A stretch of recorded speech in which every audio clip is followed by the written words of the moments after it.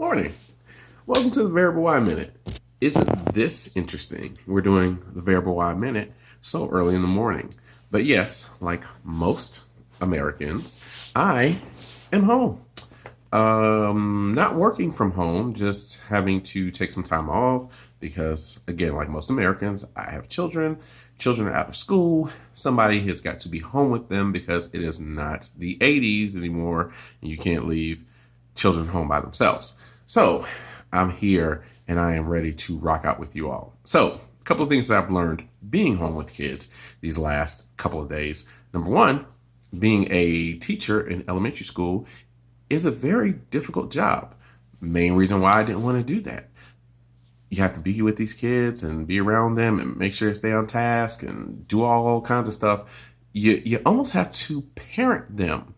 And I parent them already, so I don't want to parent them at this time. I feel like somebody else should be teaching them, not parenting them, just teaching them. So I have been kind of exhausted when it's come down to the nighttime and it's come down to when we should be recording shows. And I haven't been able to record any. So I figured, what the heck? Got a little bit of energy in me this morning, went out for my walk. So I will record a show this morning and give you all what you have been clamoring for.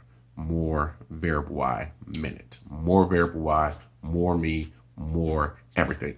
So we are back and we are ready to talk some off the beaten path stuff because we don't have any sports to talk about. However, like I said before, I will be doing video game sports. So if anybody is interested, I did play my NBA 2K16 this week. I did get to the playoffs. I did have it where they had the MVP ceremony before the beginning of the game. If you guys would love to see that, I did record it. If you want to see that, I will post it for you. Just let me know if you want to see it.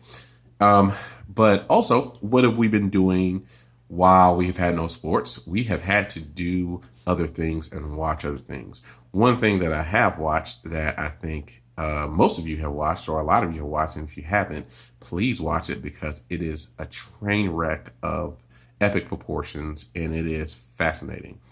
Love is Blind on Netflix. Yes, I am a part of that group who has seen it, and it is freaking awesome. Now, like you, or like most of you who haven't seen it or who see the concept and you're like, oh my gosh, not another one of these shows.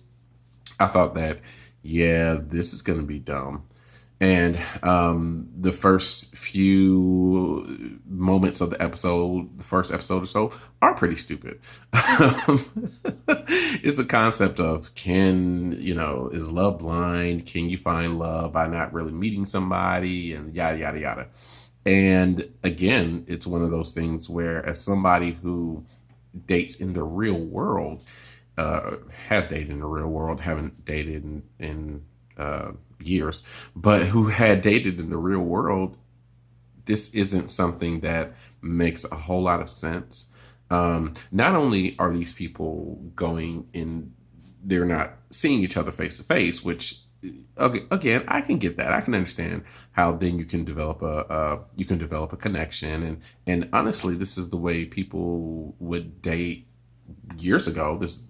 I've done that where somebody says, hey, I know somebody who, you guys seem like you would hit it off, or hey, you're single, she's single, blah, blah, blah, blah, blah. And then you spend all your time talking to somebody because you both work, or, one of you has a car, one of you doesn't, you live in different cities, whatever the case may be, where you get to know each other. And you're not bogged down by just a physical connection. You can actually learn a lot about somebody and you can become fast friends, and then an attraction can come from there.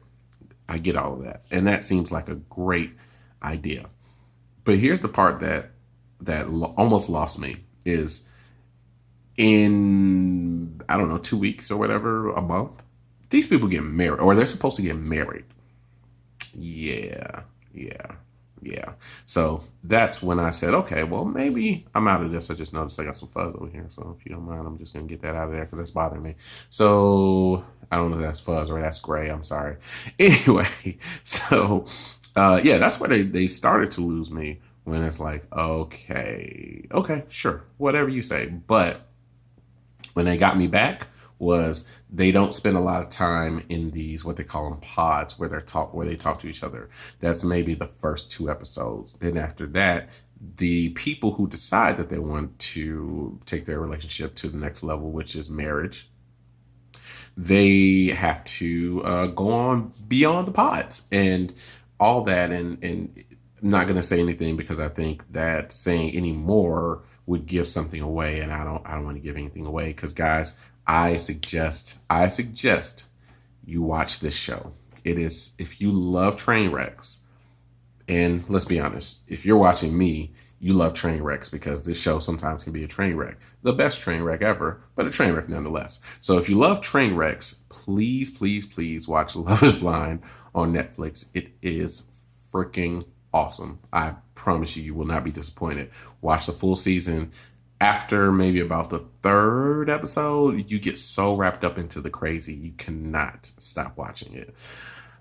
So we probably watched that in about a couple of days, not a full week. So what that means is that I'm open to finding new things to watch. As you guys know, I think when I first started the show on one of the Off the Beaten Paths, I said that I had to admit that I had never seen The Sopranos all the way through. So I just finished The Sopranos. So, I'm done with that. Now, here's another one that may offend a couple of you out there. And I'm sorry if this offends you, but I'm gonna have to say it. And it's not that I'm anti this, but it's kind of slow. Breaking Bad? Yeah. Yeah, it's going to have to pick up because I'm on episode 3 and I'm midway through episode 3. And I've been midway through episode 3 for about a month. And I'm kind of not really compelled to go back. So something needs to happen soon. I may give it the full on season and who knows, I may turn around. But right now, not looking good for whatever, William White or whatever his name is. Who cares? So yeah. And more on the sports tip. Pay attention to the show because we're going to be here all week. I promise, even if it's going to be in the morning or in the afternoon, I've got all this time in my hands. So we're going to do some more video game sports. Again, I got this stuff if you want to see it. I just did the show. Just did my show 16. Now, the reason why I'm behind on the show is because in the show you can take your information from one franchise over to another. So I kind of want to see what that looks like. So I'm on 16, about to finish that one out right now, and then I'll take it over to 17. And it's baseball, so I'll try not to go through every single game, but I'll try and see what that looks like because I think that's an interesting concept. I want to see that all the way through. And what else do we have? And I just finished the Madden season. Just finished the season where I took the Detroit Lions of all teams to the Super Bowl, won the Super Bowl with Robert Griffin of all players against the Washington football team of all teams to beat. So it's kind of like serendipity. Unfortunately, I didn't record that. I probably should have. I didn't think about it until after I won. I didn't think about it until in my mind I was like, here's the narrative. Robert Griffin went back and defeated the team that never believed in him. And then I was like, dang, I should have recorded that. But I didn't. But working on the off season and that, again, so much time on my hands, so many things to do. We've got time. We've got energy. We are focused. So whatever you guys want to see, you want to see that, let me know. If you want to see something else, let me know. We are coming up. Also, we're coming up on one of the seasons of Time that I tend to enjoy for a number of reasons. It's starting to be the springtime, and this is April 1st, so it's April Fool's Day. Don't really play too many pranks. It's not really what I'm looking forward to, but what I really look forward to most around this time is WrestleMania. This year's WrestleMania is going to be different because everything going on, we've got no large gatherings, so we're not going to have an audience for WrestleMania, but we're going to have WrestleMania. So I'm very curious to see how that works, just like you all are. If you guys watch any wrestling out there, you're watching AEW or you're watching WWE or I think the other, the smaller The smaller shows are just canceled. They're not really putting on shows with no audiences, but AEW and WWE are.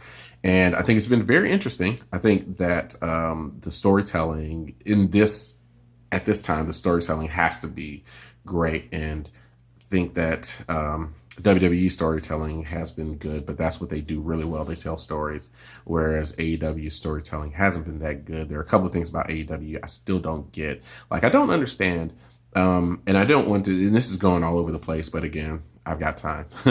I don't understand why does everybody come into AEW and instantly go after Cody Rhodes? Like, what is their issue with him? You know, he's not a bad guy. He doesn't play the heel.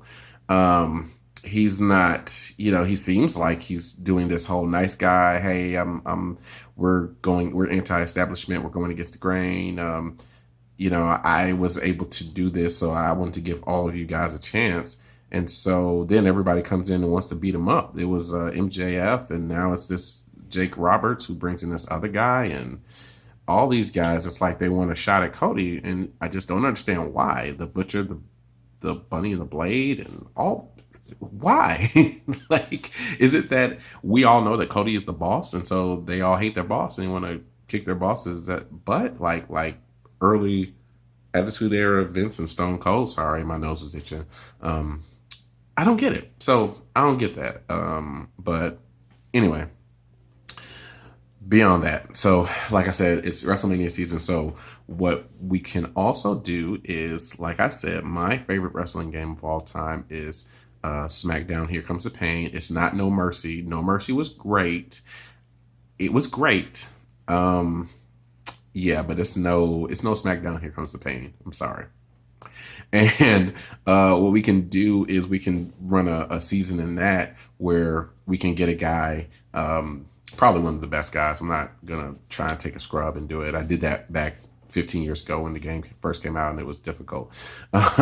So we can take somebody and we can get them on their road to WrestleMania, and we can get them to go to WrestleMania and win the championship that way. So we can do whatever you guys want. You know, I say all that to say I've gone pretty much, just probably the longest show we've ever done, but I say all that to say we're here, we're in this together, and I love how all of the famous people are copying what we have been doing on the Variable Y Minute ever since we started, and that's doing a show in my house, in the room in my house where I can control everything, and we have carte blanche to do whatever we want. So thank you guys so much for joining me. This has been a long show. I've enjoyed it. I've been rambling. Tomorrow will be a little more concise. Hopefully we get some feedback to see exactly what you guys want to do, or we won't and we'll do the exact same thing. But either way, we'll be here. We thank you so much for joining us. Remember, in these times, I would say hug your loved ones, but right now, probably not a good thing to do. So just love your loved ones. Work really hard at whatever you do. Just remember, we're going to pull through this. Remember, we got to pull through this together. And we'll be here when we're all done. And then we can probably do some real sports and whatever else that we normally like to do. So enjoy. See you tomorrow. Be good. Talk to you soon.